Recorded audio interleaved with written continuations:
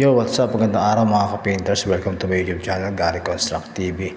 Ito mga ka-painters, ituturo ko sa inyo kung anong magandang pang primer dito sa parking sa tiles na to, dito sa parking area.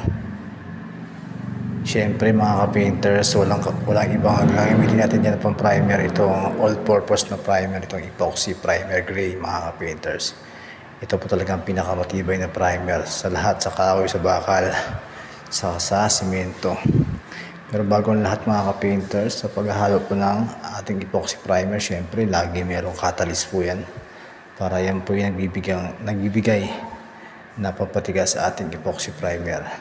Bali sa isang lata na epoxy primer, meron din po siyang isang 1 liter na catalyst mga ka-painters. Bali 3:1, 3 parts ng epoxy primer, saka 1 part ng epoxy catalyst mga ka-painters. Yan po ang ratio na paghalo ng ating epoxy primer mga ka-painters. Pero bago ang lahat, bago tayo mag-primer, siyempre linisan natin na mabuti yan. Tatanggalin natin yung mga excess na simento bago tayo mag-epoxy primer sa ating ginagawa na project mga ka-painters. Nakita nyo naman po, yan, binabrush ko po yan mga ka-painters para matanggal talaga yung alikabok, yung mga nalaglag na simento, saka yung mga alikabok na galing sa labas sa kalsada mga ka-painters. Yan, para malinis po at wala tayong makakaligtaan na alikabok bago tayo mag-apply ng epoxy primer. Yan mga ka-painters, para siguradong malinis po talaga ang ating pag-epoxy primer, pinasahan natin ng tubig yan. Binagahan natin ng tubig para matanggal talaga yung mga natitirang alikabok. Yan mga ka-painters, okay na okay po yan. Tapos patutuyuin po natin yan, tapos mag-apply na po tayo ng ating epoxy primer.